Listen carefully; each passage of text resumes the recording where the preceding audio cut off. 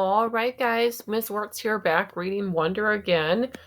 Today we're going to be reading part 5 about Justin. So in the book, part 5 is pages 186 to 204. And on the online version that I read here, it's 132 to 144. And then you'll also want to have out your Wonder worksheet, part 5, Justin. Okay, we're going to read all of Justin's part today. So by the end of this reading, you should be able to have all of the questions answered. The first question on the Justin worksheet says, what are your first impressions of Justin? So that means after we read a little bit, you'll just have to think of, what do you think about Justin? What do you think? Give me a sentence or two there. Okay. And then the second question says, how did Via's family find Daisy?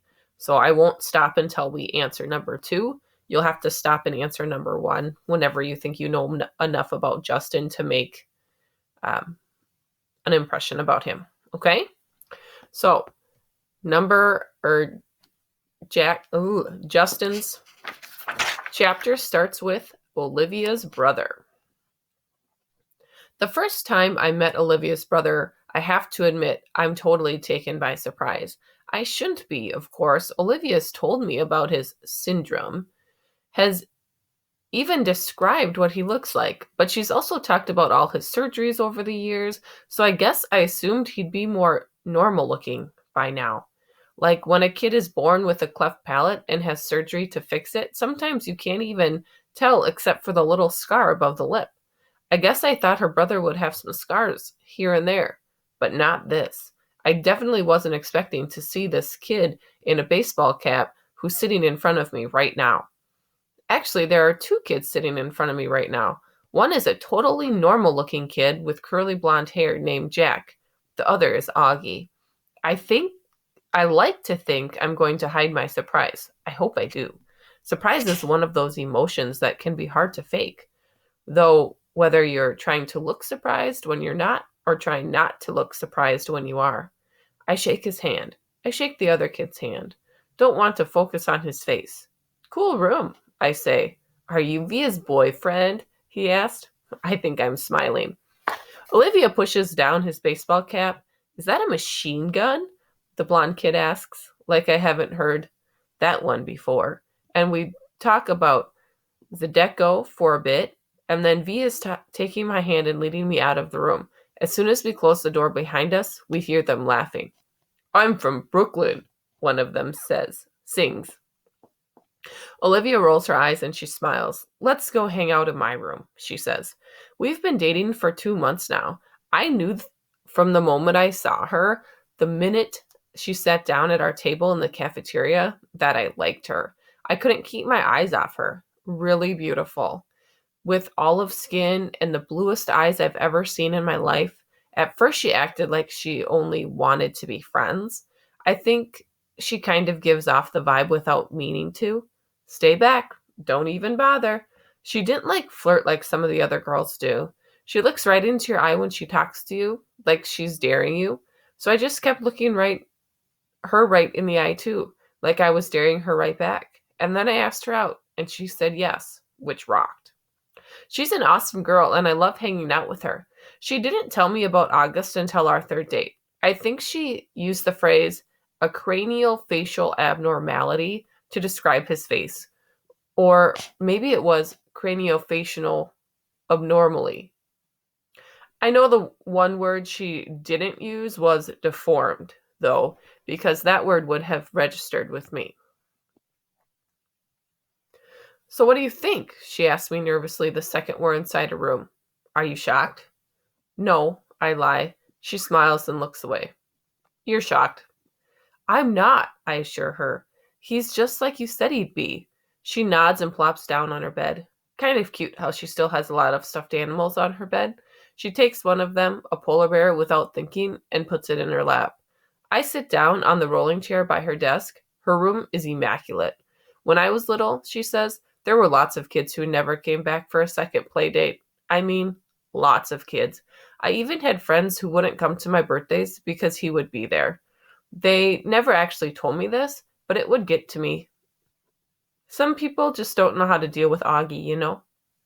I nod. It's not even like they know they're being mean, she adds. They were just scared. I mean, let's face it, his face is a little scary, right? I guess, I answer. You're okay with it? She asks me sweetly. You're not too freaked out or scared? I'm not freaked out or scared, I smile. She nods and looks down at the polar bear on her lap. I can't tell whether she believes me or not, but then she gives the polar bear a kiss on the nose and tosses it to me with a little smile. I think that means she believes me, or at least she wants to. So now, if you haven't already, I would pause it and just answer number 1. What are your first impressions of Justin? Valentine's Day. I gave Olivia a heart necklace for Valentine's Day, and she gives me a messenger bag she's made out of old floppy disks. Very cool how she makes things like that. Earrings out of pieces of circuit boards, dresses out of t-shirts, bags out of old jeans. She's so creative. I tell her she should be an artist someday, but she wants to be a scientist, a geneticist, of all things. She wants to find cures for people like her brother, I guess. We make plans for me to finally meet her parents, a Mexican restaurant in Amesfort Avenue near her house on Saturday night. All along, I'm nervous about it, and when I get nervous, my tics come out. I mean, my tics are always there, but they're not like they used to be when I was little. Nothing but a few hard blinks now. Occasional head pulls, but when I'm stressed, they get worse, and I'm definitely stressing about meeting her folks. They're waiting inside when I get to the restaurant. The dad gets up and shakes my hand, and mom gives me a hug. I give Augie a hello fist pump and kiss Olivia on the cheek before I sit down. It's so nice to meet you, Justin. We've heard so much about you. Her parents couldn't be nicer. Put me at ease right away. The waiter brings over the menus, and I notice his expression the moment he lays eyes on August, but I pretend not to notice. I guess we're all pretending not to notice tonight. The waiter, my tics, the way August crushes the tortilla chips on the table and spoons the crumbs in his mouth.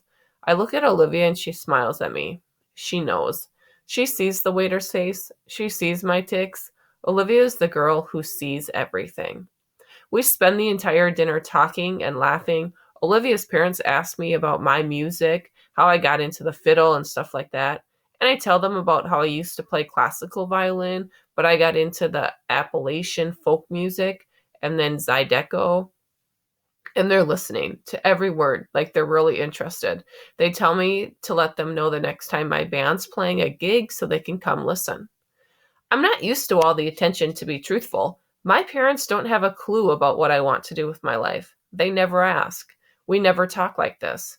I don't think they even know I traded my Baroquette violin for an 8-string hard danger fiddle 2 years ago. After dinner, we go back to Olivia's for some ice cream. Their dog greets us at the door. An old dog. Super sweet. She'd thrown up all over the hallway, though. Olivia's mom rushes to get paper towels, while the dad picks up the dog like she's a baby. What's up, old girlie? He says, and the dog's in heaven. Tongue hanging out, tail wagging, legs in the air, awkward angles. Dad, tell Justin how you got Daisy, Olivia says.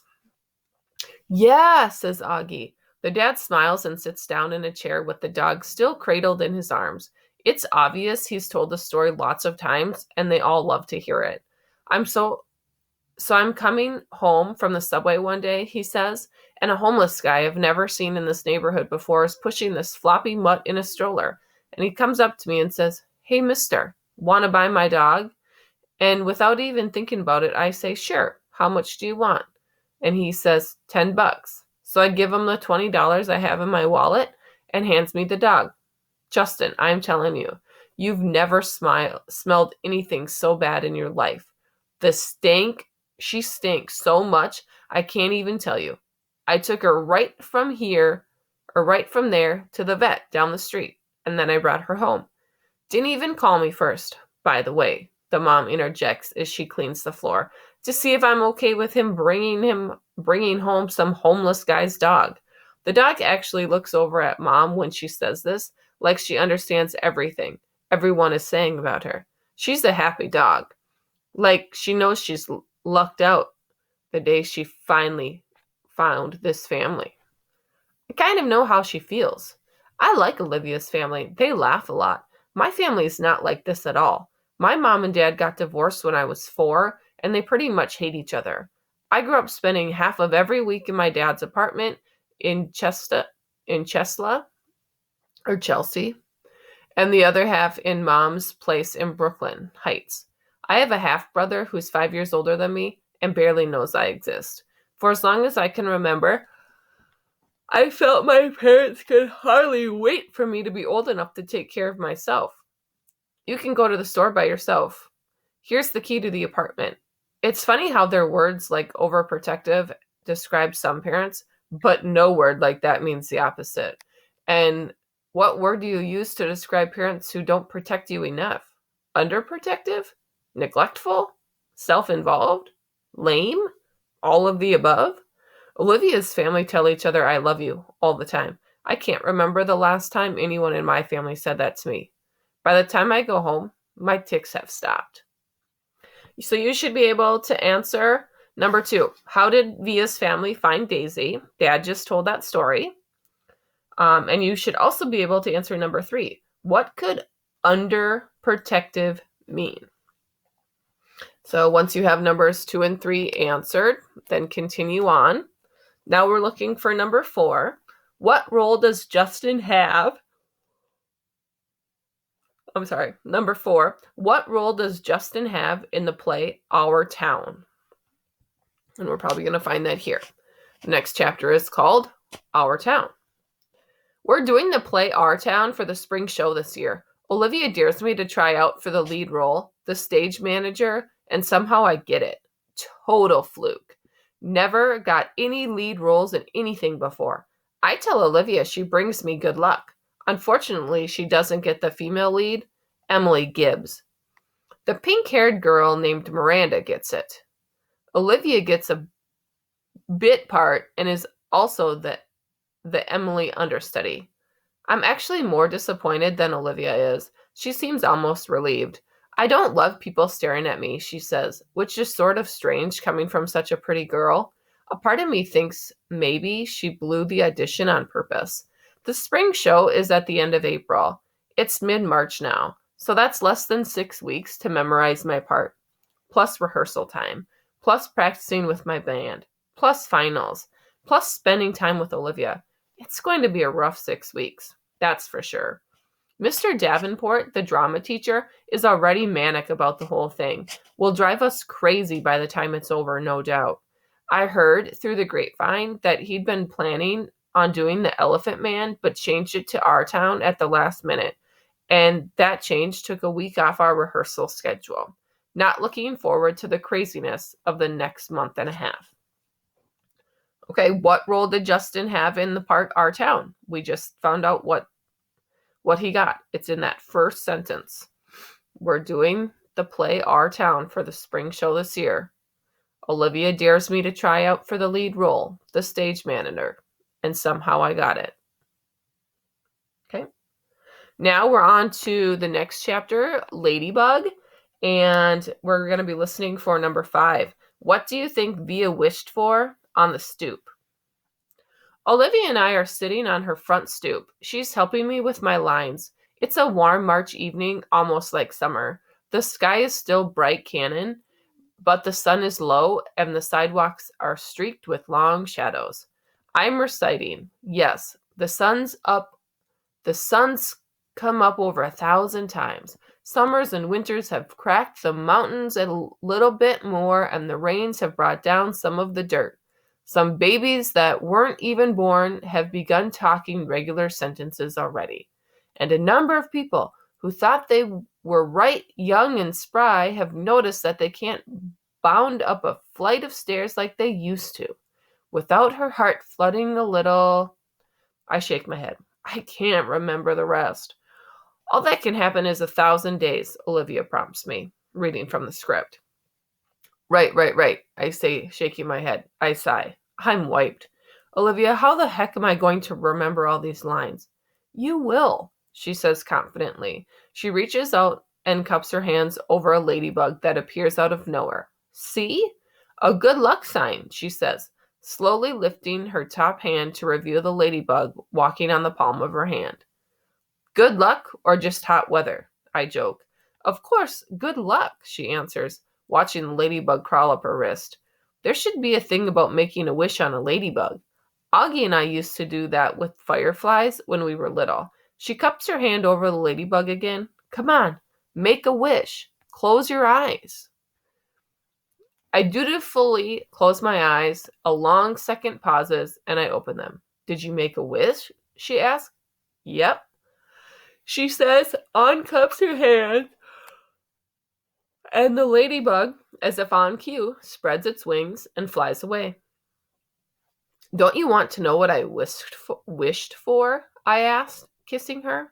No, she answers shyly, looking up at the sky, which at this very moment is the exact color of her eyes.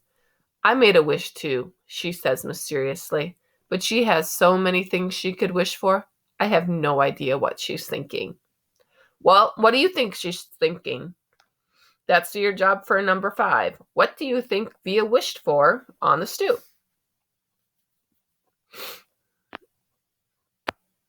Now we are on to number 6. Number 6 says, who does Jack see at the grocery store? The bus stop. Olivia's mom, Augie, Jack, and Daisy come down the stoop just as I'm saying goodbye to Olivia. Slightly awkward since we were in the middle of a nice long kiss.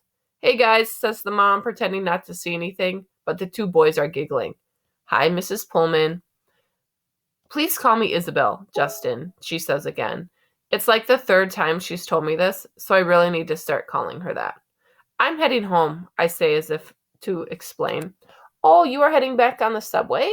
She asks, following the dog with a newspaper. Can you walk Jack to the bus stop? No problem.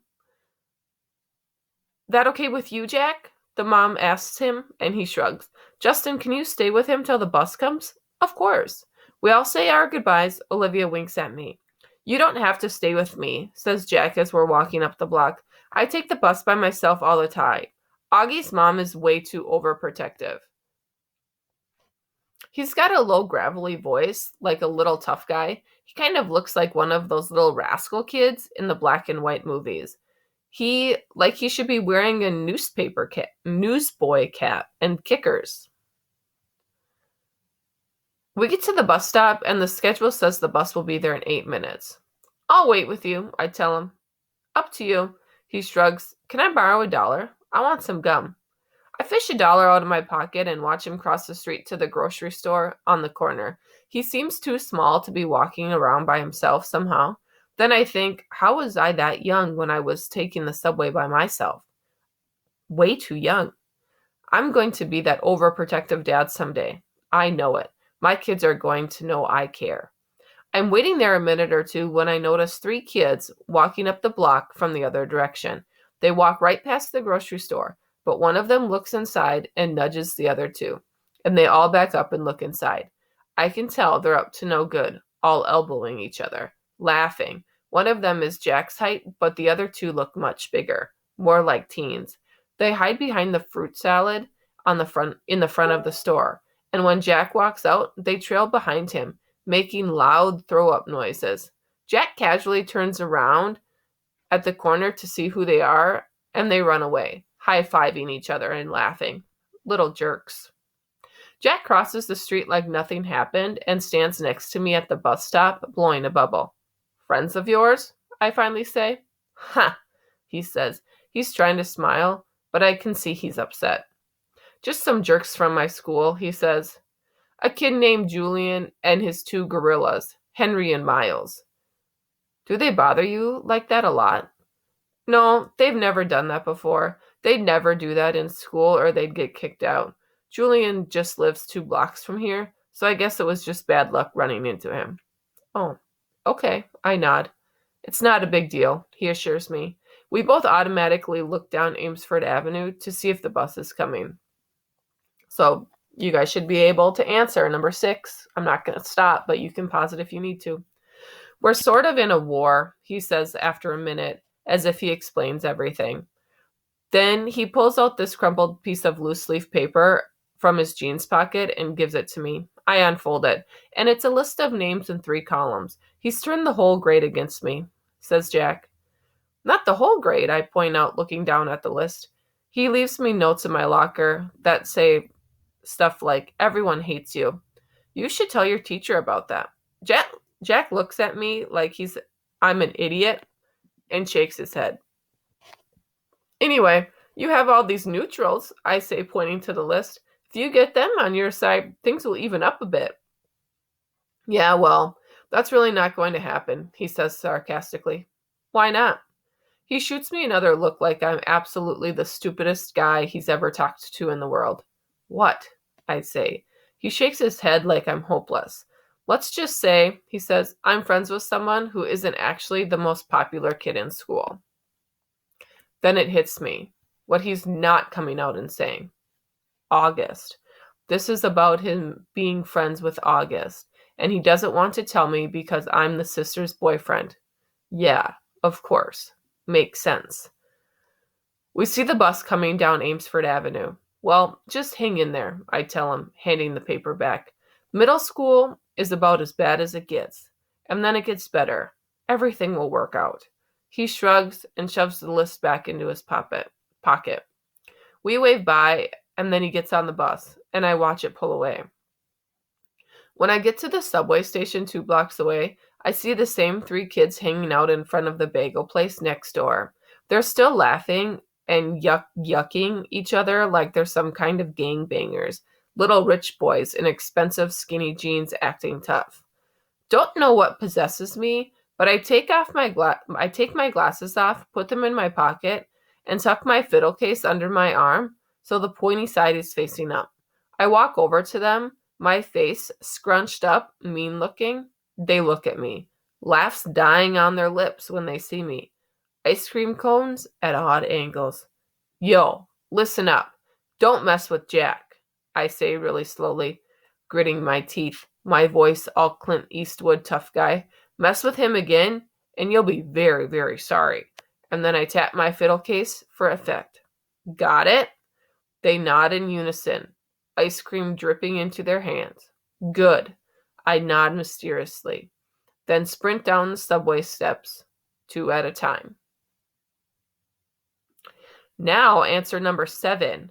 Why does Justin stick up for Jack?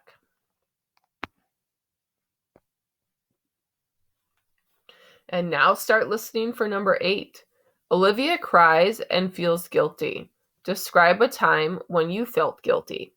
So wait till we hear about it, and then you'll be able to pause it and do that. Rehearsal. The play is taking up most of my time as we get closer to opening night. Lots of lines to remember. Long monologues where it's just me talking. Olivia had this great idea though, and it's helping me. I have my fiddle with me on stage and play it a bit while I'm talking.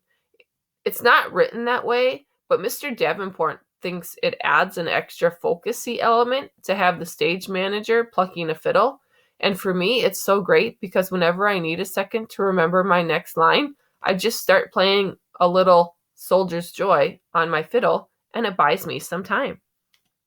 I've gotten to know the kids in the show a lot better, especially the pink-haired girl who plays Emily. Turns out she's not nearly as stuck up as I thought she was, given the crowd she hangs out with.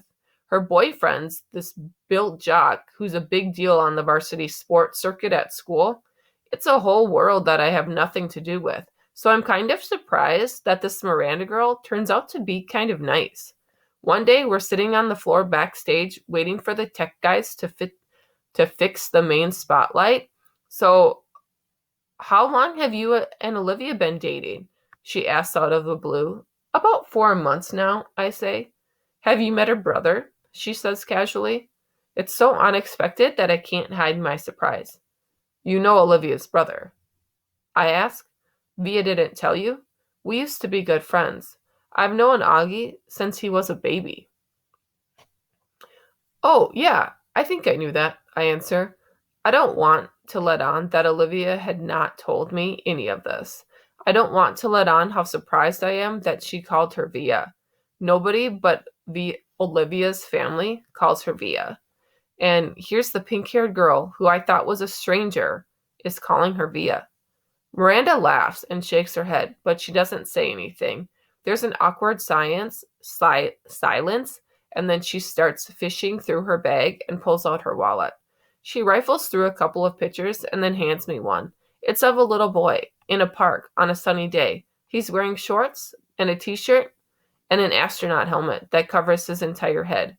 It was like 100 degrees that day, she says, smiling at the picture, but he wouldn't take off the helmet for anything. He wore it for like 2 years straight. In the winter, in the summer, at the beach. It was crazy. Yeah, I've seen pictures in Olivia's house.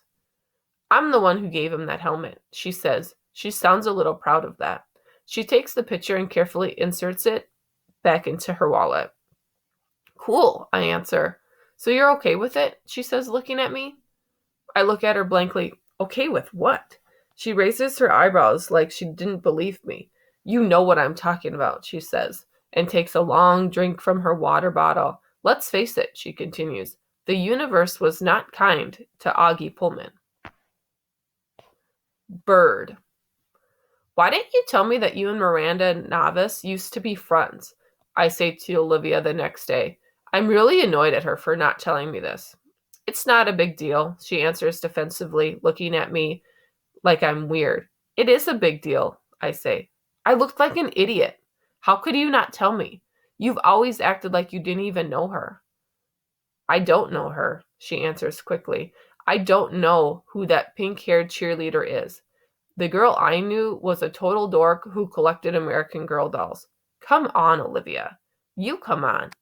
You could have mentioned it to me at some point, I say quietly, pretending not to notice the big fat tear that's suddenly rolling down her cheek.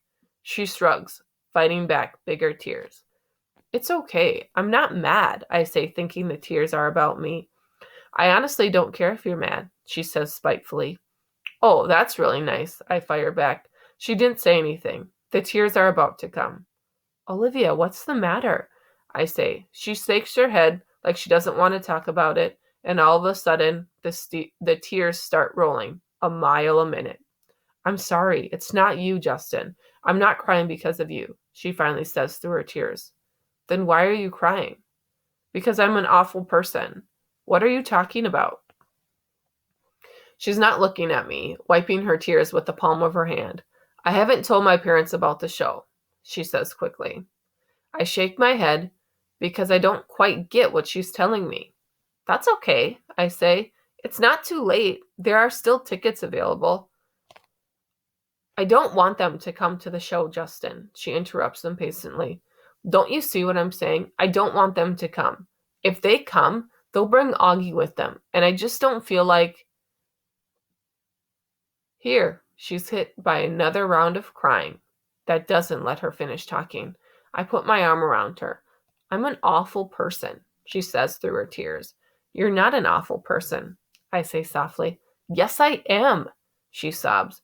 It's just been so nice being in a new school where nobody knows about him, you know? Nobody's whispering about it behind my back. It's just been so nice, Justin. But if he comes to the play, then everyone will talk about it. Everyone will know. I don't know why I'm feeling about this. I swear, I've never been embarrassed by him before. I know, I say, soothing her. You're entitled, Olivia. You've dealt with a lot your whole life. Olivia reminds me of a bird sometimes, how her feathers get all ruffled when she's mad, and when she's fragile like this, she's a little lost bird looking for a nest, so I give her my wing to hide under.